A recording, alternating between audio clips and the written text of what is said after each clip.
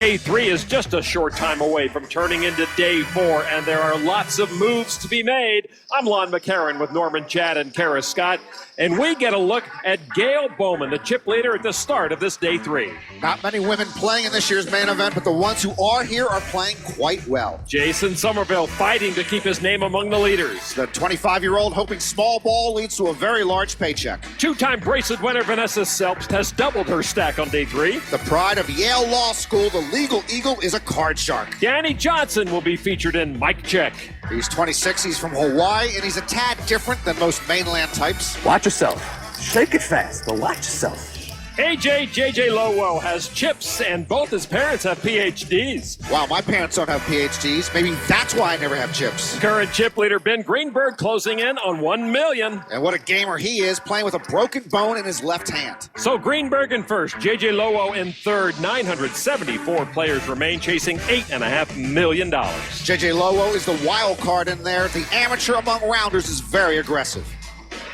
As Day 3 wraps up, it's important to remember one of poker's maxims: a tournament can only be won at the final table. Well, Day 3 presents many risk and reward opportunities, but to get to Day 8, you need to make Day 4. Tonight, we'll move around the Rio, trying to catch up with the ever-changing leaderboard and see who is wisely using their time at the end of Day 3. On Day 3, the leaderboard is a work in progress. One big hand can put you on top, one bad hand can send you to the parking lot. While contenders and pretenders fill the Rio, one player who isn't checking the chip counts is Hollywood actor Kevin Pollak. He's too stressed out. He told us that his 22-hour filming days on The Usual Suspects were cake compared to the pressure of the main event. And yet, here he is on Day 3, sort of enjoying every moment. I just hope he doesn't lose any more hair. We may never know about that as long as he employs the plaid cap. Let's take a look at Pollak's feature table. Aside from Greg Milliron, Pollak doesn't have too much to worry about, Norman. Actually, he should worry about himself. He told me he's literally scared to play a hand, so he needs to loosen up a little. Milliron sits across the table from Kevin, certainly a student of the game with a chip stack about twice the average stack. He's also a student of business, a recent graduate from Arizona State. All right, let's get it to our featured table. The blinds at 2,000 and 4,000. The ante is 500 right now. Players at this table have shown that they're having fun with Kevin Pollak, actor-comedian, hosted Celebrity Poker Showdown for a short bit.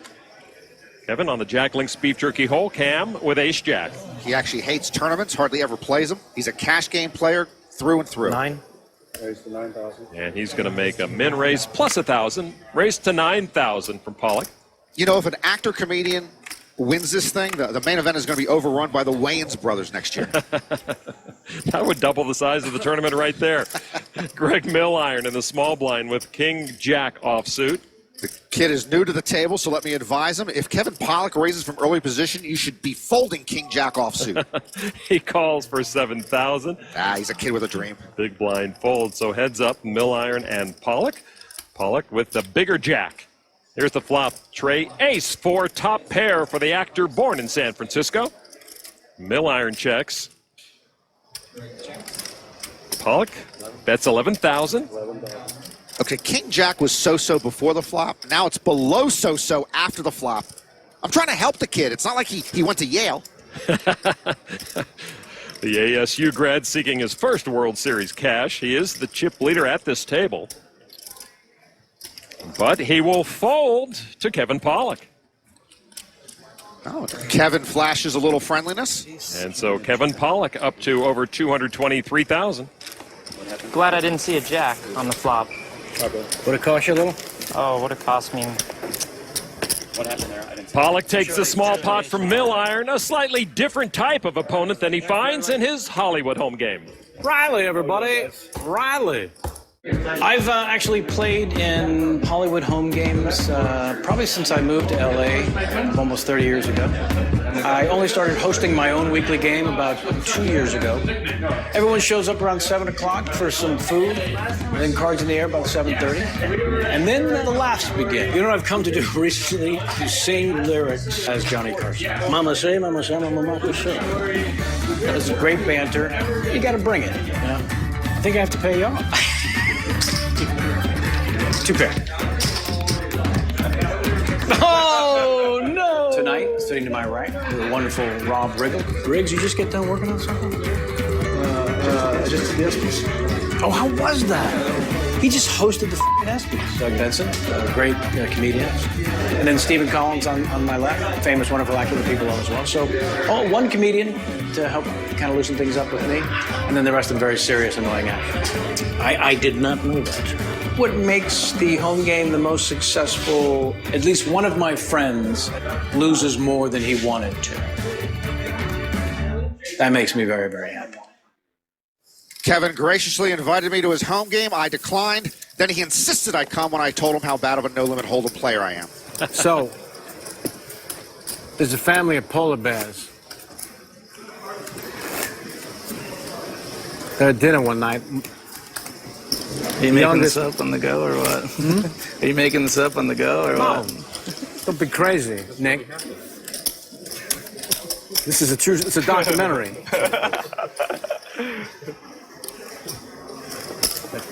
So what about this family of polar bears? The youngest polar bear, when they're all gathered for supper, says to his parents, "Are you sure we're polar bears?" The father, of course, says, "Yes. Yes, Junior, we're polar bears." No sweat. A week or so later, they gather for supper again. This story better pick up. We're losing viewers to the Polar Bear Channel. Once again, the youngest polar bear asks the parents, "Are you sure, for goodness sake, mother and father, that we're polar bears?"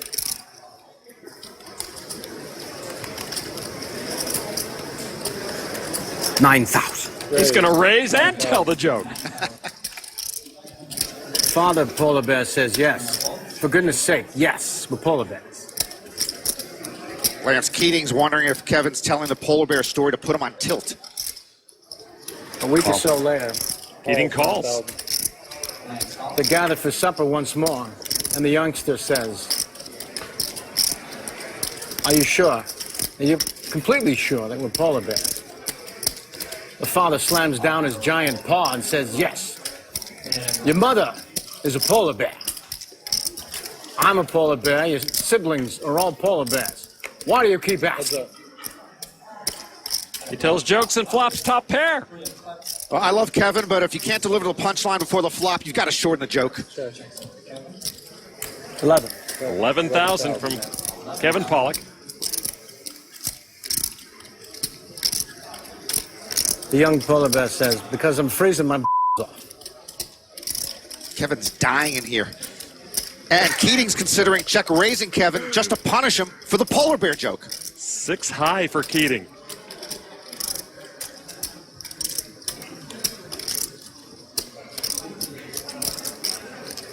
Is he going to call? He does. Boy, the polar bear bit has put Keating on tilt. Turn card. 10 of diamonds. Keating drawing dead now, and he checks. By the way, that's a great polar bear joke. It just needs a different audience at a better time. 16,000 from the comedian. And Keating finally gives up a street too late. It's that damn 10. Kevin shows his hand.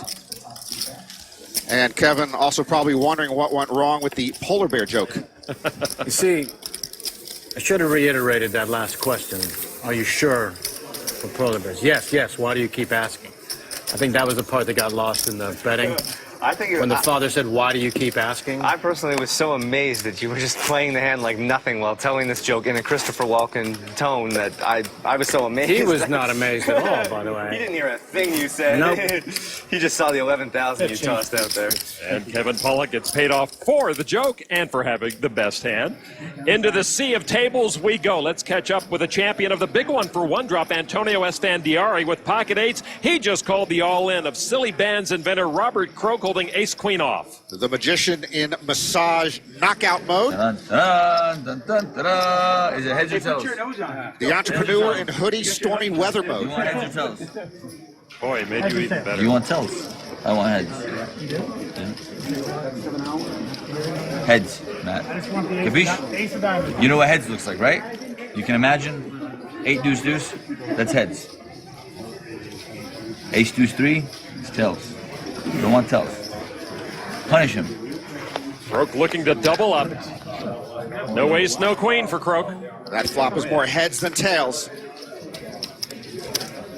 Antonio going for another knockout. Jack of hearts would be interesting. Turn card a deuce. Croak may be down to his last main event moment. Definitely heads. Robert Croak is going to need an ace or a queen, or he is gone. The river card, tray of diamonds, and another day 3 casualty falls by the wayside. Nice playing, Doctor. Antonio calls everyone doctor. I wonder what he calls his doctor. Magicians use buzzsaws, right, Norman? Yes, they do. All right, well, with that knockout of Robert Croak here on day 3, I dub Antonio the Buzzsaw Magician as he continues to build his stack here in the main event. The 2012 World Series of Poker is presented by Jack Link's Beef Jerky. Feed your wild side. And the new WSOP mobile game by Electronic Arts. Download for free on your mobile device today. The 43rd edition of the World Series of Poker main event continues right now. The 5th largest field ever started on day 1, and by the end of this night, we should be close to the money bubble. Back to the outer table now of Antonio Esfandiari. He bet $13,500 with a gut shot to a 6-high straight. David Tuchman has pocket 7s and a gut shot to a 7-high straight. Two of poker's TV voices battling again. Tuchman, a veteran poker broadcaster. 3 hearts came out on the flop. Antonio bet 13-5, and Tuchman then made the call. Turn card now. Another 5. Tuchman still ahead. Antonio, 2-time World Series bracelet winner, bets $36,000. Antonio's hitting blanks and firing bluffs. Tuchman takes longer to act than most because he's broadcasting the hands in his head as we go along. Lon, you couldn't do that. I couldn't come anywhere close to what David Tuchman does. A 40-year-old counting out some of the orange chips. And there's a call. Antonio putting a lot of pressure on Tuchman in this hand, though probably not as much pressure as the masseuse is putting on him. The river card, 10 of hearts, a 4th heart on board, misses Antonio, so the pocket 7s of Tuchman are best. Well, we've told you before, Antonio usually isn't bluffing when he bets the river. This time he's bluffing from here to Tehran. 86,000, and he will test Tuck. Yeah, Tuck goes to the self-massage when he's faced with a tough decision. Oh, he didn't win $18 million, so he can't afford the masseuse all day like Antonio. Well, the $18 million poker TV analyst trying to scallywag the poker TV broadcaster. Something tells me I'm good. What do you think? You're good, but if the magician's bet makes you fold, he's better. Tuck has the right idea. Well, Dave's either going to make a speech, do some yoga, or maybe act on his hand.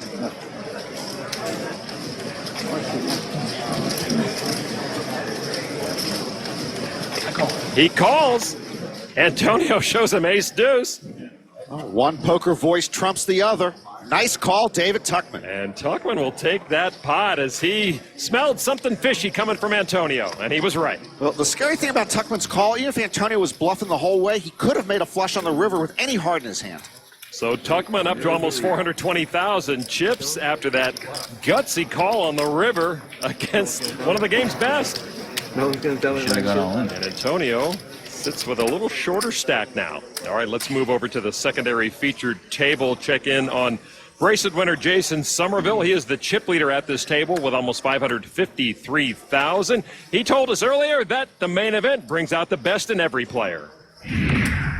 There's just a different feel here at the Rio. Like I've played, hundreds of World Series events in my life, and none of them have the buzz of the main event. There's just like a whole different atmosphere, a whole different energy here at the Rio that you just don't get with other events. Like there's something special about the main event. Just how many people are here, and everyone's like trying their hardest and playing their best, and there's just so much money. Obviously at the end of the rainbow, it's just awesome. It's a great thing to be a part of. The main event remains a wonder, and it's a World's Fair. More than 80 nations represented this year. I just met maybe the first player ever here from the Marshall Islands, Ace Dulatram. The Marshall Islands, Lon. And as you saw, 6 countries represented at just this secondary featured table. Jason Somerville is the chip leader here and has the Jack Link's Beef Jerky wild card hand. And he will raise it to $10,500. There are your choices, Norman. Under the gun 1, raising 2.5 times the big blind. I will go with suited connectors again. D, 10-9 of hearts. All right, over to Kevin Song with pocket tens in the cutoff position. Of course, I could be wrong. Most days I'm wrong within 15 minutes after waking up. Song with a re-raise to 27,000, and now Somerville. Jason makes the call. Well, I'm going to eliminate B, 5-4 suited right now forever. Jason wouldn't call that 3-bet with that hand. All right, here is the flop. 7-6 Jack Rainbow. No improvement to Song's pocket tens. Jason checks. Well, now I'm eliminating A. Jason would have bet top pair, top kicker. No A, no B. King of Hearts on the turn. Boy, I'm surprised Song didn't C-bet his pocket tens. Somerville checked the king, and so does Kevin Song. Jack of Hearts on the river. 2 pair for Song. Tens, and the Jack's on board. Well, looks like Jason is going to bet. I've already eliminated A and B. 40,500. I think Jason would have checked pocket nines right here. So he's made the flush, or he is bluffing. I'm sticking with D, 10-9 for the flush. All right. Kevin Song hopes he guesses correctly, and he calls. And Somerville had D, 10-9 of hearts for the flush. Well done, Norman. I played that hand better than Kevin Song. He might have won it on the flop with a bet, and I told you what Jason had. Who's your Jack Link's wild card daddy, huh? Jason wins a nice pot and the Jack Link's beef jerky wild card hand, while Kevin Song may be thinking he gave a free pass for Somerville to score the winning hand, handing Jason over 20% of his stack. More to come from the 2012 World Series of Poker main event.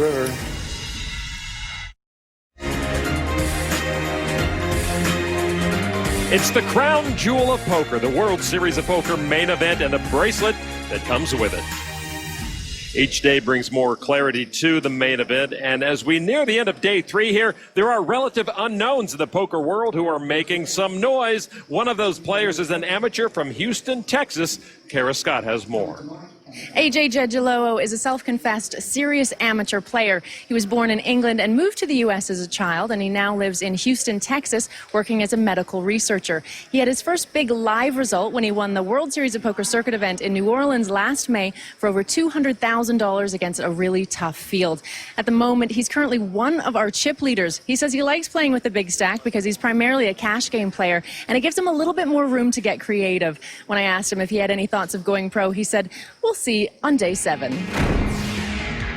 AJ has a degree from Johns Hopkins, a great school in the state of Maryland. And at the table, he is a self-described urban aggro. That's different than regular aggro or hyper aggro. His is a whole nother level of creative aggression. At an outer table holding ace-king suited, AJ just called the all-in of short stack David Pendleton. He holds 8-7 off. He's a retired plumber, also from Houston. Pendleton only had 4 big blinds left when he pushed here. All right, here's the flop. Deuce, Jack, Queen. Pendleton misses that. AJ with a Broadway draw. AJ's ace high is the best hand right now. Turn is a 5 of spades. No help to Pendleton. Pendleton needs an 8 or a 7, or he's done. The river card, the 4 of diamonds, and David Pendleton comes up short, bids his farewells. All his chips go to AJ Jedgelowo. Easy pickings that time for Jedgelowo. His stack up to almost $890,000 now, late here on day 3. As we roam the Amazon room searching for emerging stories, it became impossible to ignore Danny Johnson, and you'll quickly find out why.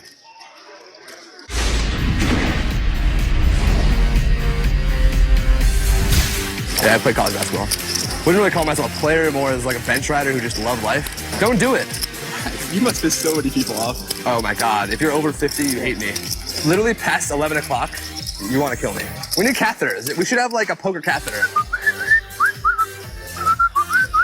Celebration. Oh wow. Awfully tight pants you got there. Awfully tight pants. But I have aces, I have the birds, bro.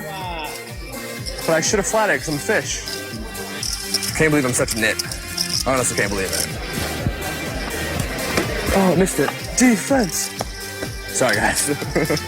Gotta be serious. Can't have fun in the World Series. I'm 0 for 2. I'm fading away. Danny says if you're over 50, you hate him, and past 11 p.m., you want to kill him. Something tells me that some folks under 50 also hate him, and even before 11 p.m., you're thinking nasty thoughts about him. All right, let's get back to the featured table. A hand already underway. Greg Milliron in the plaid shirt. Open raise to 8,500 with pocket sixes under the gun. He is the chip leader at this featured table. With ace-king off, Nicholas Carrillo re-raised. Milliron then called for 13,000 more. Carrillo with a huge advantage now after flopping a pair of aces. Both players checked the flop. Jack of hearts came on the turn. Milliron will bet it. 22,500.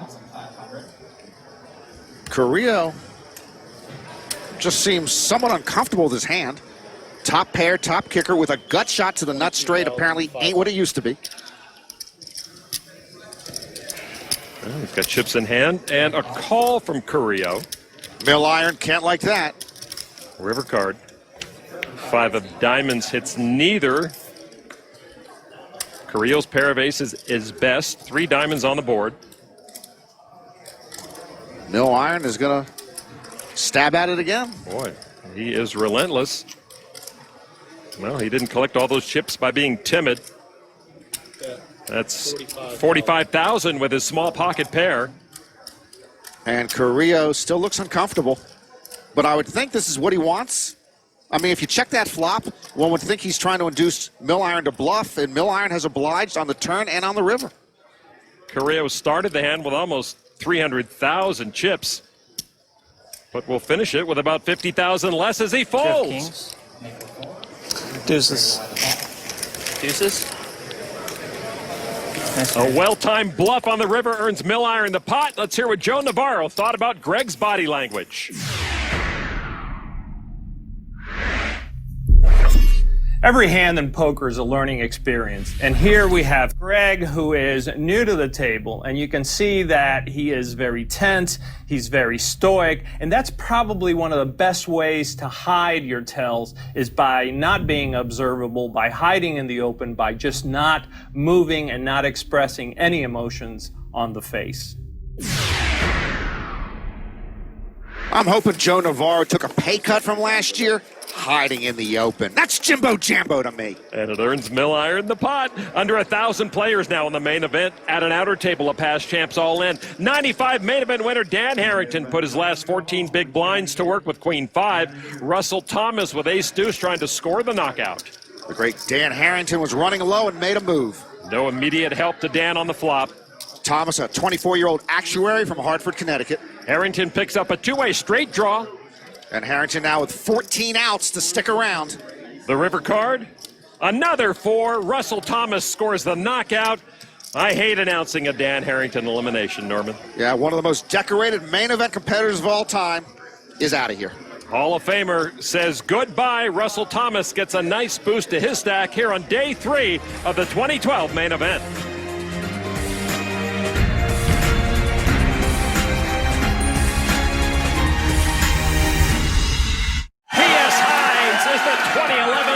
Champion. They sang his name when he won the main event, and this year they are wearing his trademark white hoodie.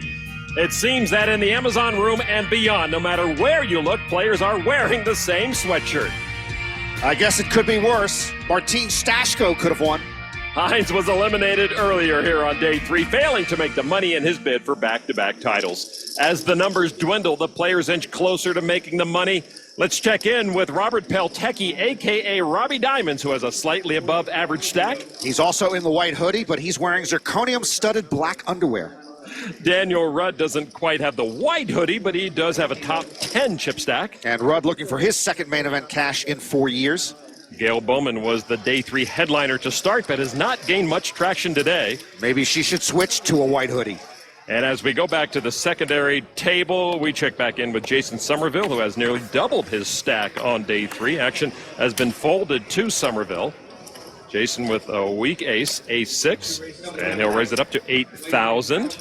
The hoodies, by the way, remind me of the fashion issue in poker. I believe you play to win, you think to win, and you dress to win. Too many of these guys are dressed to watch infomercials all day. Let's step it up and look professional. Can I get an amen? You see those? 8. I saw something there. I was looking down, but it kind of flashed up, but I honestly didn't see who they were. Just when you keep them low, but there's that whole side of the You're table. asking Kevin Song to fold his cards a little lower. I got pocket aces. I'm out there. Okay. Dentale with Jack tray of diamonds. They get cracked. And he will defend his big blind with 4,000 more chips in the middle. And go heads up with Jason Somerville. 8-8 Jack. Dentale takes the lead with jacks up. He checks. Somerville bets 10,005. Now, see, if this were the Jack Link's wild card hand, I'd never put Jason Somerville on ace-6 off when he bets this flop. Well, Dentale is not frightened off. He makes the call. Yeah, he's content to come along with 2 pair against Jason. Turn card, deuce of diamonds. Dentale adds a flush draw. He checks again. Jason checks. River card, another jack. Dentale improves to a full boat. Good. He checks again. Dentale hoping to induce Jason into a bluff here. Often that happens. 5,500. Jason can kiss that so long. 5,500? What is that? Why didn't Jason just bet the lint out of his left pocket? A raise to 15 straight from Dentale. Pretty small raise from the Brooklynite. Jason's got the big stack here. And he calls for 9,500 more, and we'll see that his chips are going elsewhere. Well, Jason thought ace high was good. Jason was wrong. It's good. I would have just called 15,000, so I don't feel so bad, you know? If you had just bet 15, I would have just called it, so... Nice check. Thank you.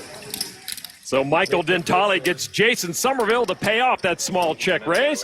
The 42-year-old Dentale lives in Brooklyn. He attended Brooklyn College. His nickname is Mikey Unbelievable, and says his favorite hand is pocket jacks, which is really unbelievable. Well, he's a World Series of Poker circuit grinder. He mainly plays on the East Coast because I think that's where Brooklyn is. All right, so we're going to keep it here at this secondary feature table. Dentale has raised it up to 8,500 with suited 8-7. Jason Somerville in the big blind with Jack 5 calls. Well, the previous hand we saw them play, Somerville had min raised, and Dentale came in from the big blind, and now almost the shoe's on the other foot here. Here's the flop. Jack deuce 8. Jason with the jack this time catches top pair. He checks to the razor. Dentale with middle pair. Bets 10,000.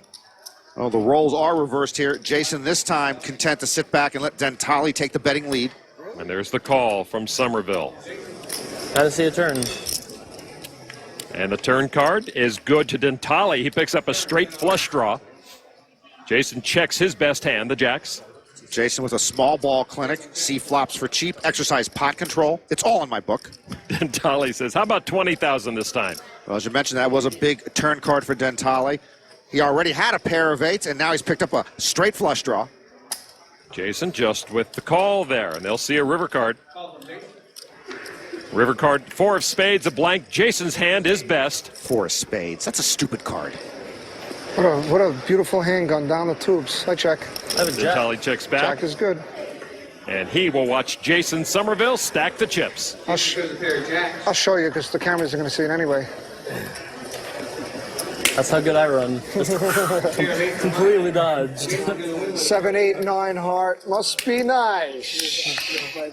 Jason Somerville dodged a lot of outs there and gets his big stack moving in the right direction once again. Tonight's bracelet moment is brought to you by PokerNews.com. Brian Hastings took down the $10,000 heads-up tournament and his first gold bracelet. I feel great. I feel a little bit better if the cash games have been going better beforehand, but now we're getting close to even, so it's a good little middle to the summer, and hopefully we'll continue to run good and run it up. And in the $1,500 limit hold'em event, amateur David Arsht won his first piece of jewelry and over $200,000. I came back yesterday morning with $4,100 and just hoped to get lucky, and I got lucky, and it's the old chip in the chair adage, you know, and I feel real good about it. You know, I don't ever give up. Hastings and Arsh won 2 of the 60 bracelets already given out. The last one given away in Las Vegas is, of course, the main event bracelet. The 6,598 main event entries came from 83 different countries, and the average age of those players nearly 38. And we should note at this year's World Series, we miss Amarillo Slim Preston and celebrate the memory of the 1972 world champ. The original poker icon passed away in April at age 83. Michael Dentale with pocket deuces under the gun +1, limps in for 4,000. One of my favorite lines from Slim, he used to say the population of Amarillo hasn't changed in 50 years because every time some woman gets pregnant, some man leaves town. What a character. All right, fold it around to seed number 1, Cameron Somsky. Somsky looks down at 9-6 off, and I think that's a fold waiting to happen. Yep, to Somerville now.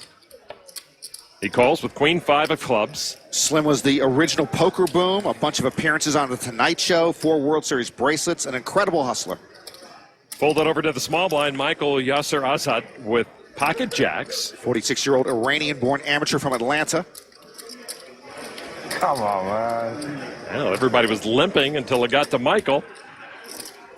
But with the jacks, he wants to raise to 19,000. 19,000 total. That's what I raised. Can you go out and go back again and do 2 motions? That's what I raised. I didn't say anything. So you can't go back? Yeah. No, but he went back for another 5. He went out? No, I didn't go back. But just hear me out. The chips hit the felt, and he came back and grabbed the 5 and went back out. No, I didn't grab any 5s. That's exactly what happened. I didn't grab. I think came out with a... But I mean, no, there was a 5 already in my hand. No, I understand, but you didn't say the amount. You said raise. Yeah. And you did 2 motions. You went here, went back, and then went forward again. What do you think you're I trying just to do? grabbed I don't care what he's going. I don't care what he's going to do. I'm just saying what happened. So don't matter release. It's not about a release. He touched a felt. I'm not. Right, but I'm asking you. Just tell me if this is correct, and we'll move on. If you don't let go, you can do anything you want to do. You can go like this and then fold. You could go for a touch to felt. There's no forward motion rule here. Okay, then let's go. Dentale a little prickly about that one. He makes the call. He was thinking that Michael might have made a string raise. Somerville now has the action. And he will call for 15,000 more. Jason with an optimistic call there. Queen 5. All right, 3-way action. Flop. 5 jack tray. Michael with a set of jacks. Pair of 5s for Somerville. Dentale left with his deuces, a small bet of 13,000. Dentale makes the call. Don't really understand that call. And with his pair of 5s, Somerville will come along. Kind of understand that call. Turn card now is a deuce. That will keep Dentale around with bottom set, but it could be painful. Boy, that looked like a check to me. He might not have meant to, but he tapped the table. If Dentale saw that, he would have called the Warren Commission in. Well, he goes for chips, 20,000, another small bet. Dentale is happy with his set of deuces. And Dentale comes out with a raise to 80,000. All right. Somerville gives up his hand, so now back to Michael Yasser Assad. I'm all in. All in. All in. Is this a nice setup? Put out the 80. Tell me what he has. Unreal. Dentale would need almost 150,000 to make the call. How much is it? Another 100? He's got. Yeah, it would be almost half his stack he'd have to call off. Tough to call, tough to fold. He does make the call. Yeah, call. Dentale sees the bad news. Just amazing. Just amazing how I got to get cooled in this game. Amazing. Yeah, an ugly sight for Michael Dentale. He's dead to the last deuce in the deck. Amazing. Set over set. I can't even see One it. card to come. Dentale looking for a miracle, doesn't get it. Michael Yasser Assad will get the double up. And it's a big double up, while Michael Dentale takes a big hit. So Dentale's main event hopes shrink with the loss of that hand, doubling up Michael Yasser Assad to over 558,000. I didn't want to see that river card. It's been hitting so bad. Dentale down to about 182,000. He had bad feelings about that hand from the get-go. Yasser Azad scored the double up, and it cost Dentale 60% of his chips. Is this a nice setup?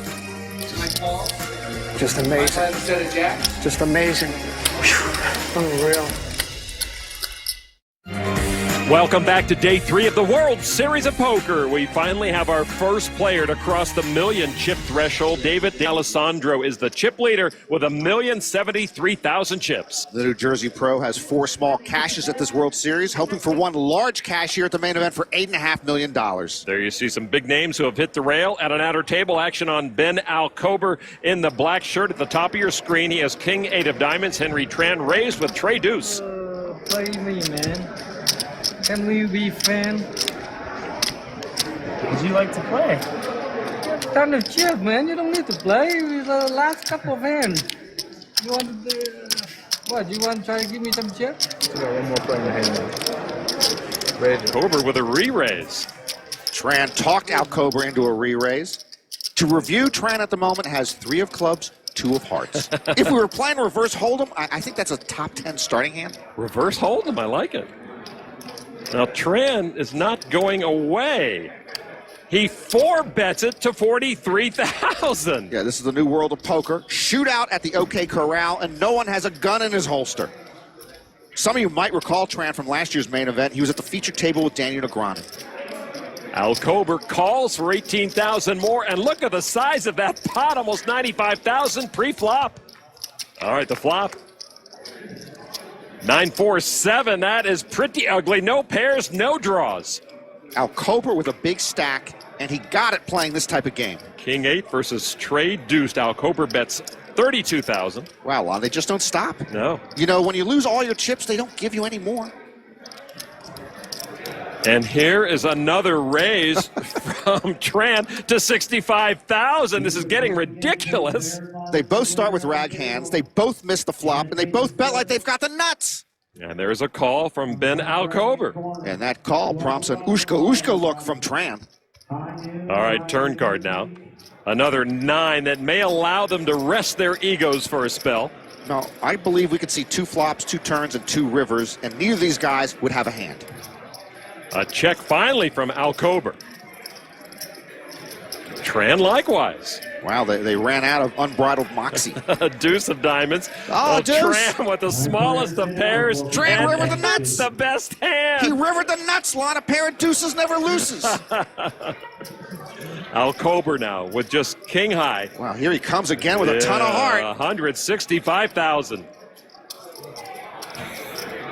And what do you do if you're Henry Tran? If I win, I only show this hand if I win. My hand not win, and I'm not going to show this hand. If I'm ever in a car and either of these guys is driving, I'm jumping out of the passenger side door. Six hand. How much was that?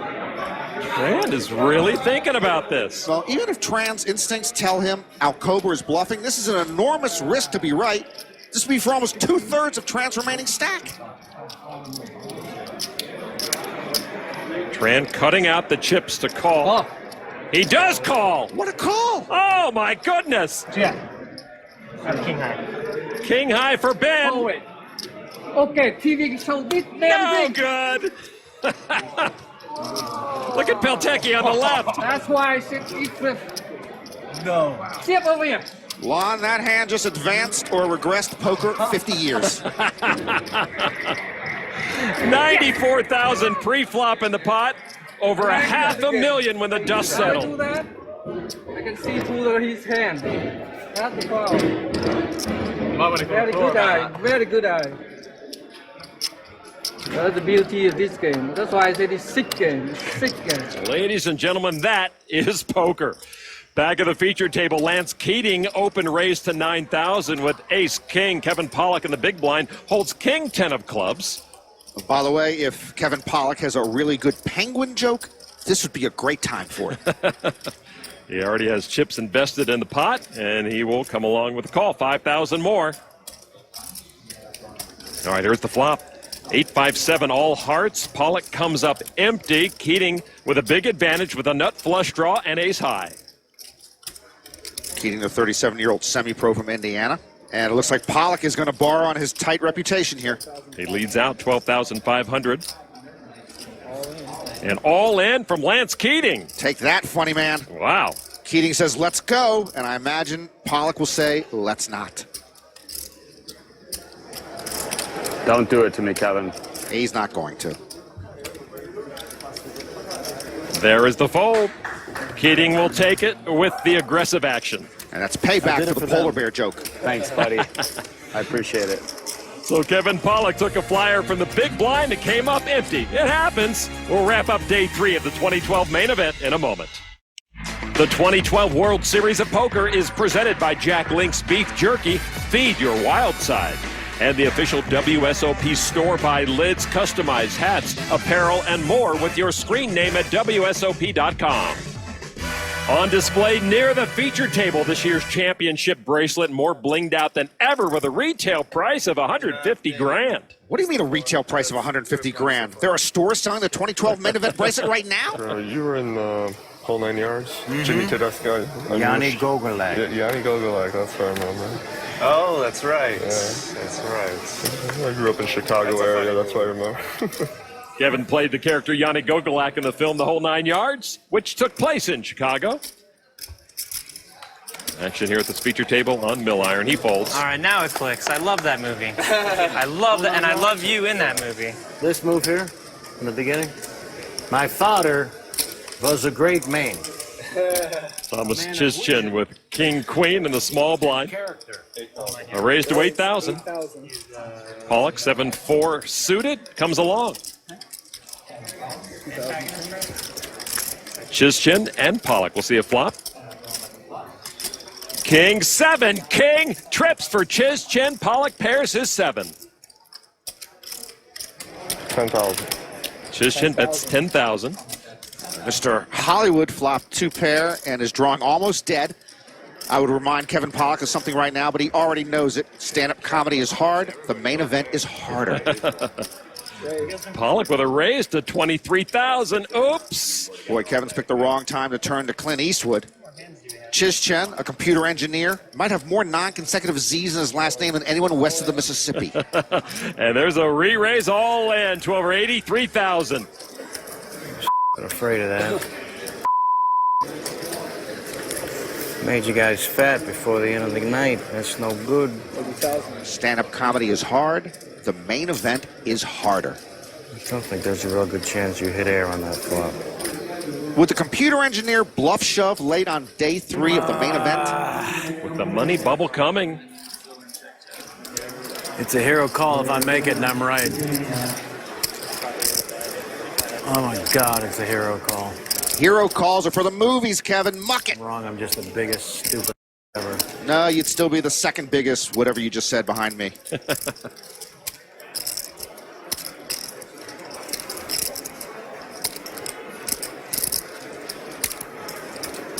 Anguished is Kevin Pollock.